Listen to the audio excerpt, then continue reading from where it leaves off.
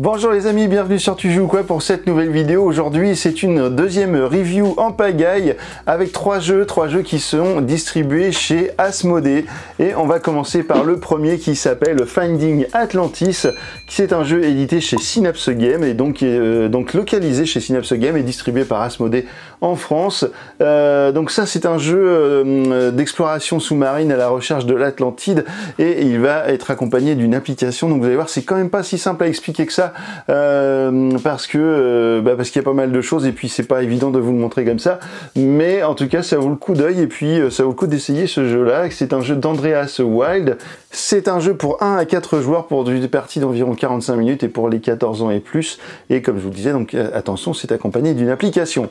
Ensuite nous allons partir à la découverte des Aventuriers du Rail Paris. Donc ne vous attendez pas non plus à beaucoup de surprises avec ce jeu là, c'est toujours un jeu de Alan R. Moon et c'est édité chez Days of Wonder. Voilà, c'est un jeu pour 2 à 4 joueurs pour des parties d'environ 15 minutes. Voilà, et vous allez donc être à Paris. Alors juste un truc que j'ai pas pensé, que je vous dirai pas dans les avis au fur et à mesure de la vidéo, parce que je vous retrouve pas à la fin pour les avis, je vous les donne au fur et à mesure, mais il y a un petit truc qui est bien, parce que vous avez plus d'emballage plastique autour, mais par contre vous avez des scotch ici, mais alors par contre j'ai commencé à vouloir essayer d'en enlever un, et en fait le scotch, ça arrache un peu la boîte, donc ça c'est pas le bon point du tout pour cette boîte, tout comme chez Ravensburger, et bien souvent ils font ce système là depuis déjà un petit moment. Quand on l'enlève on n'arrache rien. Là sur celui-ci, attention, méfiance. Voilà, donc ça c'est le deuxième jeu à voir. Et puis le troisième jeu, eh bien il s'agit de Challengers Beach Cup. Voilà, Challengers Beach Cup, c'est la deuxième boîte de Challengers. Donc c'est un jeu de Johan Krenner et Marcus Slavicek, et ça c'est pour jouer jusqu'à 8 joueurs, voire 16 joueurs en mode giga tournoi si vous avez 2 boîtes ou si vous avez le premier Challengers. Et voilà, du coup c'est chez Bretzel Games et c'est donc distribué par Asmodée. On voit ces 3 jeux là et puis je vous retrouve pas à la fin, mais je vous dis à bientôt pour de nouvelles aventures sur Tu joues ou quoi. Ciao.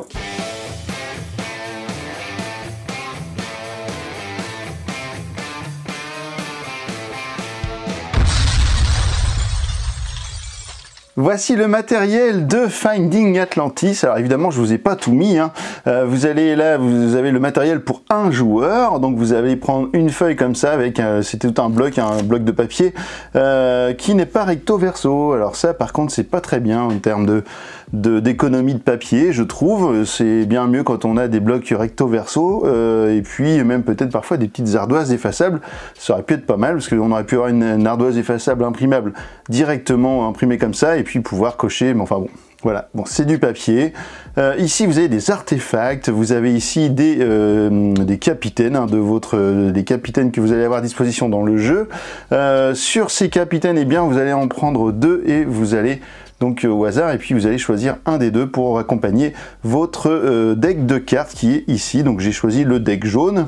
Vous allez prendre le petit sous-marin qui a une petite inscription blanche, voilà, un petit peu décoré blanc, donc ça ce sera le vôtre, et puis vous allez donc donner un sous-marin de chaque couleur adverse à tous les joueurs. Donc ici c'est pour une partie à 3, j'ai un sous-marin rouge et un sous-marin bleu. Ici j'ai une mine et je vais avoir une mine adverse que je vais pouvoir placer sur ma carte à un moment donné si je sais où sont les mines des copains. Alors vous allez utiliser les mines seulement si vous jouez dans le mode pirate, et vous allez donc également jouer la carte périscope et la carte lâcher une mine si vous êtes sur le mode pirate, et donc vous allez prendre ces 2 cartes en plus, sinon vous allez jouer en mode simplifié avec seulement ce petit deck.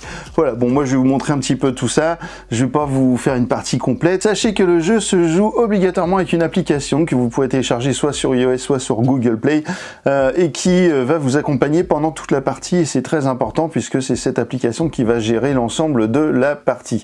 Alors déjà vous allez commencer par choisir votre capitaine. Donc je vous l'ai dit, vous en prenez 2 au hasard parmi ces cartes rouges qui sont juste ici. Les autres on les enlève, vous allez en choisir une. Ici j'ai l'espionne ou j'ai le pillard. Donc qu'est-ce que ça fait l'espionne? Découvrez tous les sous-marins qui se trouvent dans les 8 zones qui vous entourent, ça c'est pas mal. Et si l'une des 5 zones les plus proches de vous contient un artefact, rendez-vous-y automatiquement. Prenez ensuite 2 cartes artefacts, gardez-en une, mélangez l'autre dans le paquet. c'est plutôt pas mal aussi. Bah écoutez, on va prendre peut-être l'espionne pour savoir s'il y a des sous-marins qui sont autour de moi. Donc ça va vous donner une carte de plus dans votre deck, je vais y revenir dans un instant. Vous avez ici une carte qui va vous aider pour l'énigme 6×6, donc qui est juste ici, donc c'est la partie blanche ici, mais vous pouvez jouer avec la taille au-dessus, donc pour dépasser, et puis donc avoir une carte plus grande si vous le souhaitez. Donc le but du jeu sera de découvrir l'Atlantide, et l'Atlantide sera repérée sur la carte et donc dans l'application par ces 4 petits triangles qui sont là. Donc une fois que vous aurez trouvé l'emplacement des 4 triangles, donc les 4 morceaux de l'Atlantide, et bien vous aurez gagné la partie, sachant que les morceaux de l'Atlantide sont toujours joints, donc adjacents, que ce soit orthogonalement ou adjacent, il ne peut pas y avoir un morceau d'Atlantide carrément à un autre bout. Et vous avez ici des petites étoiles, donc ça ce seront des artefacts que vous pourrez récupérer ici, et qui seront des cartes un peu plus, puissantes, mais par contre attention, ça va réveiller des monstres sous-marins qui seront également puissants et qui viendront vous embêter. Voilà, donc vous allez voir comment ça se passe. Ici on va cliquer pour jouer sur la carte, on nous demande qui joue. Alors j'ai pas mis le son du téléphone hein, parce qu'en plus souvent c'est sous licence et du coup après bah, c'est problématique pour la vidéo. Donc là on va dire qu'il y a le joueur rouge, donc indiquez votre position approximative par rapport à l'appareil de navigation. Donc ça c'est important parce que imaginez que le joueur rouge soit ici par exemple, donc moi je suis ici, imaginez que le joueur rouge soit positionné ici, on lui dit que eh ben, le joueur rouge il est là. Le joueur rouge, on lui dit également qu'il va jouer par exemple le pillard, hop là, et voilà, ça c'était pour le joueur rouge. Ensuite on dit qu'il y a le joueur bleu qui lui sera par là, on va lui dire que le joueur bleu il est l'astrologue, voilà, et ensuite il y a le joueur jaune, donc ça c'est moi, et donc je suis, je sais plus quoi, je suis l'espionne, hop là. Alors ici nous avons la position de départ de nos sous-marins. Alors le jaune va commencer ici, le bleu va commencer ici et le rouge va commencer ici. Hop là. Voilà, c'est comme ça que ça va marcher. Voici la position de départ de chaque sous-marin. On y va. Espionne, cette action secrète est visible uniquement pour vous. Alors attention, j'ai une action secrète. Propulsion silencieuse. Sélectionnez une direction, déplacez-vous directement de 1 dans cette zone. Et ben on va choisir de se déplacer à l'ouest. Voilà, ensuite vous avez vu, remarquez au passage que l'application se met dans le sens de lecture du joueur en question. Donc ici pour le joueur bleu, c'est pareil, donc il va pouvoir se déplacer également. Hop là, il va se déplacer comme ça. Donc à l'ouest, hein, au début je me suis trompé puisque j'ai mis au nord, mais non c'est à l'ouest. Et ici pour le joueur rouge, eh bien c'est pareil, s'il veut aller à l'ouest c'est par ici, donc tout le monde, surtout ne bougez jamais rien parce que sinon la boussole serait inversée. Donc on va dire, bah non au sud il peut pas, suis-je bête, il ne peut pas aller au sud. Comment on revient en arrière? Votre tour espionne, on va revenir en arrière, non c'est pas bon.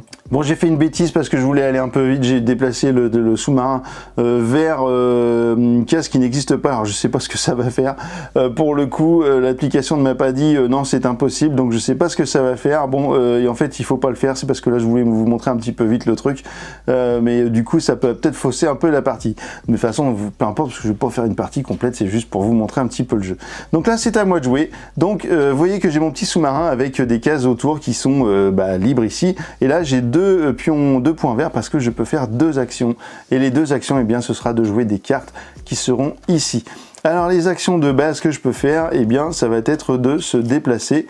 Il est où mon déplacement? Voilà, ici par exemple si je jouais cette carte, je pourrais me déplacer donc d'une case dans le sens que je veux. Donc si je veux me déplacer par exemple, eh bien je mets ma carte au-dessus. Et hop là, vous voyez que du coup, directement, l'application va reconnaître la carte et espionne. Cette action secrète est visible uniquement pour vous. Ça veut dire que tout le monde doit se fermer les yeux. Et donc là, je vais me déplacer et je vais, hop là, me déplacer une autre fois vers l'ouest. Vous avez vu, c'est comme ça que vous allez faire. Donc là, j'ai fait une action. Et ensuite, je pourrais très bien faire une autre action si je veux de déplacement, mais ce coup-ci, avec cette carte-là, je pourrais me déplacer de 2 cases. Alors, il faut également savoir que vous pouvez brûler des cartes pour vous déplacer en plus, mais tous les déplacements que vous ferez en brûlant des cartes, eh bien, seront visibles de tous les joueurs. Donc, on va faire ça, par exemple, on va dire qu'on va brûler une carte pour vous montrer un peu comment ça se passe. Je vais brûler mon déplacement, comme ça on verra bien ce que ça fait. Eh bien je vais choisir, donc lorsque je veux brûler une carte, je vais choisir l'autre côté de la carte, et vous avez vu qu'il y a une petite flèche rouge. Eh bien je vais déplacer, je vais faire mon déplacement dans le sens de l'orientation de ma flèche rouge. Alors du coup je vais appuyer sur brûler une carte, je la place au-dessus, et là tac, retourner une carte et scanner son recto dans le sens, et voilà. Tout le monde voit que j'ai fait mon déplacement vers le nord, et du coup cette carte là, eh bien je l'ai jouée, je la mets de côté, elle est défaussée. Ça va être maintenant au tour du joueur bleu qui va faire ces deux actions. On va laisser tomber un peu l'application pour le moment, et on va regarder un peu qu'est-ce qu'on peut faire avec les 10 autres cartes. Alors du coup, qu'est-ce que je peux faire? Eh bien je vais pouvoir faire un coup de sonar. Alors le sonar, bon, on va jouer ça pour le joueur bleu, tiens allez on s'en fiche. Le joueur bleu il va faire un coup de sonar. Hop là, sonar. Le résultat du sonar est visible. Ça veut dire que le joueur bleu ici peut sur sa carte eh bien noter qu'ici sur cette case là eh bien il n'y a rien, il y a un trou noir. Ici il n'y a rien. Par contre sur toutes les autres cases autour eh bien vous allez avoir des monts sous-marins. Et en fait, une case de l'Atlantide ou un artefact ne peut être que sur une case de mont sous-marin. Donc si vous avez des cases comme ceci avec des cases noircies, et bien ça veut dire qu'en fait vous ne pourrez pas trouver ni l'Atlantide ni des artefacts sur ces cases-là. Donc ça, ce sont des indications, donc vous allez au fur et à mesure ajouter des petites montagnes un petit peu partout autour de vous, et c'est ce qui va vous permettre au fur et à mesure du jeu eh bien, de détecter des endroits. Ensuite, je pourrais très bien jouer par exemple une carte, tiens, par exemple le Médusoradar. Donc le Médusoradar, eh bien lui, va me permettre de scanner deux cases adjacentes, donc soit vers le haut-bas, soit vers le gauche-droite, pour savoir s'il y a des traces de civilisation. Donc on va faire ça. On va dire que je scanne ça comme ça, et là, boum, ici, j'ai une trace de civilisation. Ça veut dire que potentiellement, sur la case qui est juste à côté de la position du joueur bleu, eh bien, il y a soit une Atlantide, soit un artefact. Voilà, c'est une manière de le savoir, mais il peut également y avoir une mine, c'est-à-dire que le Médusoradar va se faire piéger à cause des mines, et donc il va peut-être vous indiquer ici un artefact ou un emplacement possible d'artefact ou d'Atlantide, mais en fin de compte, ce sera une mine lorsque vous irez. Donc attention à ça. Ensuite, là, dans l'application, c'est le tour du joueur rouge. Voilà, je suis revenu sur l'action du joueur bleu pour vous montrer en scannant avec la carte explorer qu'est-ce que l'on peut trouver à l'endroit pile où on a notre joueur bleu. Eh bien, on va scanner au-dessus et là, boum, vous avez trouvé un artefact. Et ben c'est pas mal ça, vous voyez, puisque on avait dit que qu'il y avait un artefact et bien à proximité, sur la case à proximité. Hop, on s'est déplacé et là on a trouvé un artefact. Donc ça pouvait être soit un artefact, soit un endroit de l'Atlantide, soit une mine si quelqu'un avait lâché une mine. Donc lorsque l'on trouve un artefact, et bien on prend une carte que l'on va rajouter à son deck, et ça ce sera une carte à usage unique, et vous ferez ce qui est inscrit sur la carte, et vous serez obligé de la défausser juste après. Donc vous allez continuer comme ça. Vous allez parfois utiliser des cartes par exemple pour lâcher une mine. Donc là on va faire ça comme ça, boum.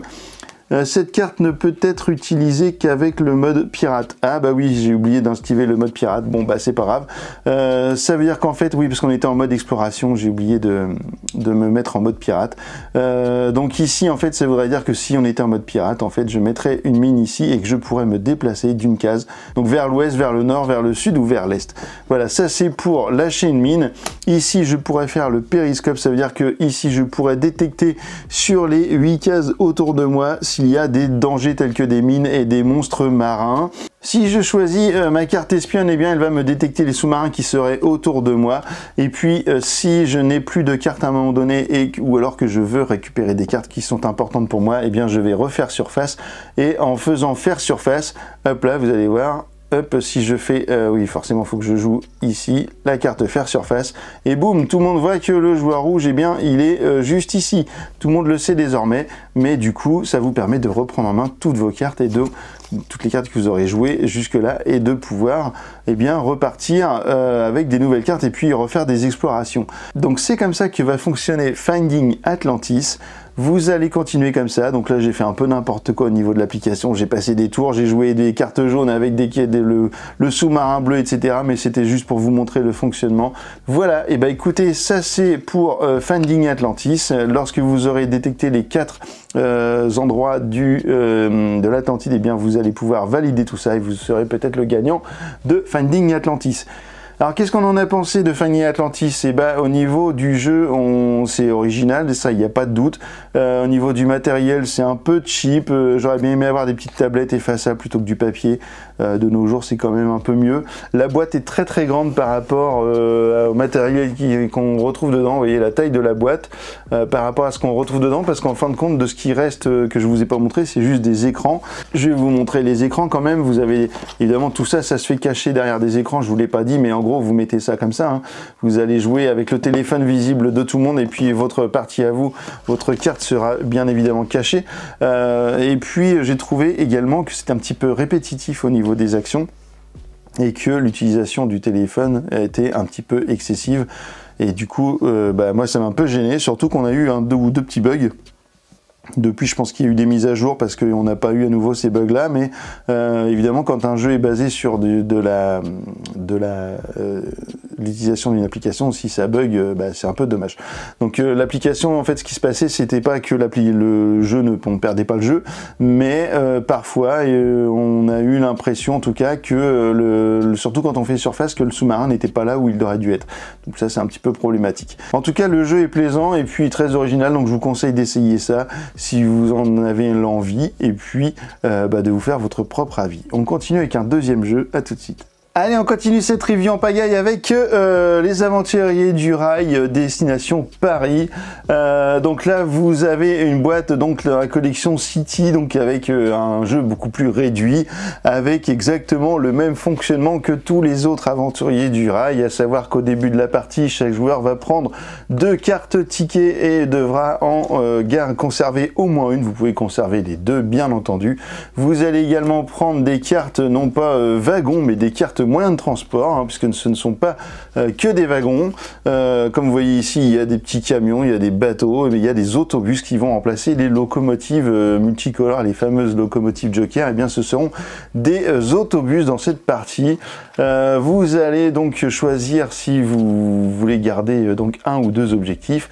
Ici, vous aurez Notre-Dame qui part d'ici jusqu'à Père-Lachaise, donc avec un chemin plutôt court, et vous avez le Louvre jusqu'à Bercy. Donc en fait, si vous faites par exemple le Louvre, Notre-Dame, Bercy, et que vous faites ensuite Père-Lachaise, ça peut être pas mal du coup pour garder les 2 objectifs. Ici, le joueur blanc aurait en sa possession la Tour Eiffel, l'Opéra, donc Tour Eiffel qui est ici jusqu'à l'Opéra, et les Champs-Élysées jusqu'à Canal Saint-Martin. Donc Canal Saint-Martin qui se trouve juste ici. Donc Tour Eiffel, on pourrait très bien passer par les Champs-Élysées pour faire Opéra, puis après Canal Saint-Martin. Donc ça tombe plutôt bien, on va garder tout ça. Et puis vous allez également avoir le même fonctionnement que d'habitude, à savoir que si c'est le tour du joueur rouge, eh bien il aura le choix entre poser des cartes pour pouvoir poser des petits autobus, là, des petits tramways ou autobus sur le plateau, ou bien il pourra prendre 2 cartes qui seront disponibles ici, des cartes visibles, soit des cartes à l'aveugle, et à savoir également que si vous prenez un autobus qui est un joker comme les locomotives dans les aventuriers du rail, et bien évidemment ce sera une seule carte que vous allez prendre à la place de 2. Voilà, donc tout ça c'est exactement la même chose que pour les autres jeux, sauf que vous avez le petit twist habituel des jeux des aventures et du rail, donc avec des villes. Et bien ici le petit twist, c'est que lorsque vous allez défausser des cartes bleues, blanches ou rouges pour mettre des petits tramways, des petits bus sur le plateau, et bien à chaque fois vous allez en garder une. Voilà, par exemple, si je joue un bleu, je vais garder un bleu. Si je joue une blanche, eh bien, je vais garder une carte blanche, je ne vais pas la défausser. Vous voyez, si par exemple j'ai joué 2 cartes blanches ici, eh bien je garde une carte blanche. Vous voyez où je veux en venir, parce que du coup évidemment vous voyez que si à un moment donné je place un wagon rouge, eh bien je vais garder une carte rouge, et lorsque j'ai réussi à faire un drapeau bleu, blanc, rouge, et c'est là que je vais déclencher mon petit twist. Et ce petit twist, c'est que vous allez marquer 4 points de victoire, et vous allez ensuite défausser toutes les cartes dans la défausse générale, et puis vous allez pouvoir refaire à nouveau un drapeau. Alors vous ne pourrez pas utiliser des petits autobus pour faire ça, c'est interdit. Alors ça c'était pour ça évidemment, et puis vous voyez qu'il y a plein de routes doubles. Bien le même joueur ne peut pas aller chercher comme dans tous les autres aventuriers du rail, je vous explique, mais peut-être que vous n'avez n'avez jamais joué aux Aventuriers du Rail, donc un même joueur ne peut pas occuper les deux chemins qui sont côte à côte, donc les chemins doubles. Et puis si vous jouez à deux joueurs, et bien à partir du moment où un joueur a mis un wagon sur un chemin double, et bien il sera fermé complètement pour les autres joueurs. Voilà, et écoutez, vous allez jouer comme ça jusqu'à temps qu'il n'y ait plus que entre 0 et 2 wagons dans la défausse d'un joueur, et puis ensuite vous allez faire le dernier tour et vous allez donc comptez vos points par rapport à vos destinées, vos tickets que vous aurez remplis, et vous enlèverez les points des tickets que vous n'aurez pas remplis, comme dans tous les autres jeux des Aventuriers du Rail. Et puis du coup, voilà, qu'est-ce qu'on en a pensé des Aventuriers du Rail Paris? Et c'est que ça rapporte pas beaucoup de nouveautés, juste vous avez un plateau, voilà, qui est chez nous, ça se passe en France. Il y a le petit twist avec le drapeau, bon voilà, c'est toujours sympa. Par contre, il est évident que si vous avez joué la dernière fois aux Aventuriers du Rail avec le Legacy et que vous passez à ça derrière, c'est chaud parce que là pour le coup il se passe pas grand chose quoi. C'est vrai que du coup déjà sur le plateau des Aventuriers le grand, c'est quand même plus intéressant parce qu'on fait des grandes distances, etc. Là on est vraiment sur une partie rapide, mais voilà, avec le Legacy avant, j'avoue que ce genre de truc a forcément moins de saveur. Mais en tout cas, si vous voulez faire des petites parties rapides des Aventuriers du Rail, voilà, sachez que vous avez Paris qui est à disposition. On passe au dernier jeu. Alors voilà le matériel de Challengers Beach Club, donc le nouveau Challengers qui est sorti il y a quelques temps déjà maintenant, mais je voulais vous le présenter quand même parce que ça fait pas longtemps moi que j'ai essayé Challengers. J'ai joué une fois au premier, mais en fait en mode giga tournoi avec celui-ci d'ailleurs de mélanger, puisqu'on peut mélanger le Challengers de premier du nom et le Challengers Beach Cup. Donc ça pour faire des méga tournois jusqu'à 16 joueurs, donc c'est vraiment super. Donc le principe de ce jeu, vous le connaissez sûrement, c'est un jeu de bataille, sauf que c'est un jeu de bataille avec un deck building, évidemment, puisque vous allez récupérer des cartes à chaque manche, à chaque match, et vous allez devoir en défausser si vous voulez, donc il va falloir vraiment gérer votre deck de combat, et donc vous allez faire une bataille ensuite contre les autres joueurs, sous forme d'un tournoi en face à face, en duel, grâce à ces cartes-là qui sont les cartes de tournoi. Donc vous allez à chaque fois avoir 7 matchs par tournoi.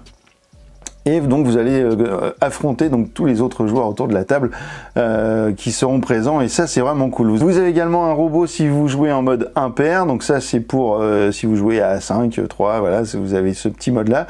Vous avez 8 decks comme celui-ci qui sont des decks de base des joueurs, donc là déjà dans la boîte vous pouvez jouer jusqu'à 8 joueurs, donc à chaque fois vous aurez des cartes un petit peu de base, et vous aurez des chiens que l'on ne trouve pas dans la première boîte, mais pour ça vous allez avoir des chiens additionnels pour votre boîte de Challengers, donc la première du nom, pour compléter les decks de base.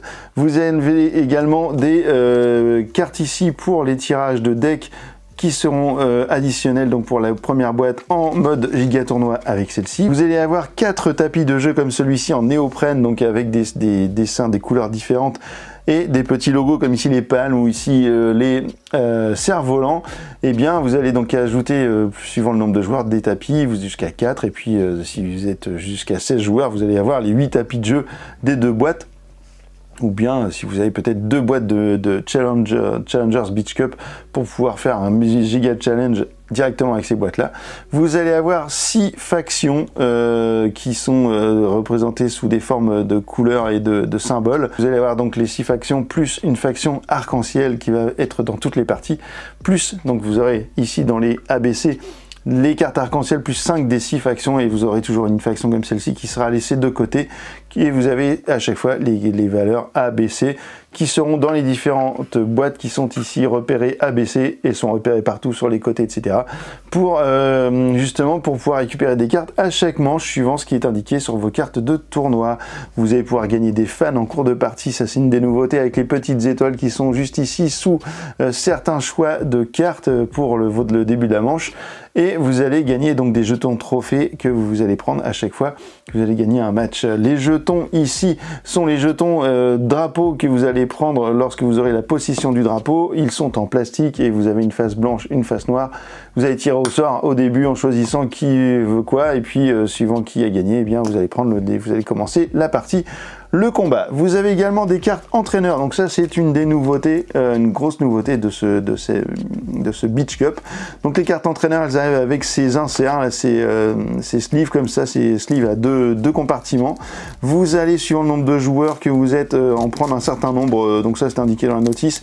Et puis donc vous allez choisir une carte parmi celles que vous aurez dans les mains. Vous avez des cartes entraîneurs avec des pouvoirs qui seront utilisables une fois par match, ou alors des pouvoirs qui seront disponibles pendant toute la durée de tous les matchs.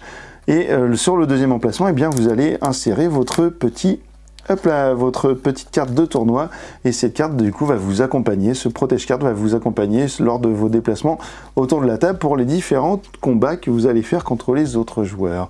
Voilà, et bien ça c'est l'ajout principal de cette version, le mode entraîneur. Qu'est-ce qu'on en a pensé? Au début, je vous avoue que lorsque on m'a présenté Challengers en me disant c'est un jeu de bataille avancé avec du deck building, et j'ai vu la première boîte avec les cartes, etc., je me suis dit, waouh, c'est quand même pas foufou. Et puis en fait, dès qu'on s'y intéresse, dès qu'on commence à vouloir jouer, et puis vraiment avoir cette notion de deck building, bah en fait, il y a une vraie stratégie, il y a une vraie courbe d'apprentissage et d'évolution, il n'y a pas du tout, le côté chance, il est vraiment réduit au final dans ce jeu, parce qu'à chaque fois que vous allez chercher, par exemple ici, on vous dit d'aller chercher soit 2 cartes dans le paquet A, soit une seule carte dans le paquet B, parce qu'évidemment, plus vous montez dans les lettres, plus c'est puissant. Et bien vous allez prendre 5 cartes, par exemple en B, 5 cartes et pas 15 pour pouvoir choisir et bien votre seule carte que vous allez garder, et les autres vous allez les défausser dans les compartiments qui sont ici. C'est-à-dire que si on vous disait vous prenez une carte en B, vous subissez la carte, et ce serait de la chance, là vous choisissez quand même parmi 5. Donc le facteur chance qu'il est quand même réduit. Et puis il y a des vraies stratégies de jeu à adopter pour pouvoir gagner, et puis donc être performant dans, je trouve, Challengers Beach Cup. Donc c'est un vrai jeu hyper fun, vraiment très plaisant, qui va vous amuser. Et puis ça commence vraiment tôt au niveau de l'âge. Je sais plus combien ils ont mis. Ici sur la boîte on est à 8 ans et plus, bah oui c'est exactement ça, moi ma fille a 9 ans et puis elle y joue, parfois il faut juste lui expliquer un petit peu certains pouvoirs, et puis après elle y va très vite, elle s'y fait très vite, et c'est vraiment que du fun, du fun, du fun. Donc ça c'est du mode tournoi en famille, c'est vraiment super, je vous le conseille absolument d'essayer Challengers, soit le Beach Cup, soit le Challengers normal, mais si vous devez en acheter un des deux que vous n'avez pas, prenez le Beach Cup, car vous aurez ici le mode entraîneur en plus que vous n'avez pas dans la première boîte. Donc voilà, et bah écoutez, c'est terminé pour cette review en pagaille. Donc il y avait Finding Atlantis, qui n'est pas évident à montrer en vidéo, parce que c'est pas évident à expliquer. Il y a Les Aventuriers du Rail Paris et Challengers Beach Cup. Ben, on se retrouve bientôt dans une autre vidéo pour d'autres jeux à vous faire découvrir sur Tu joues quoi. Et puis n'oubliez pas que vous avez le podcast pour les interviews du monde ludique avec Stéphanie. Et puis n'oubliez pas également de vous abonner, de liker et éventuellement de faire un super merci si ça vous tente et que ça vous fait plaisir. Et ben allez, maintenant que vous savez tout sur ces jeux-là qui sont édités chez Asmodée, ben alors, tu joues quoi?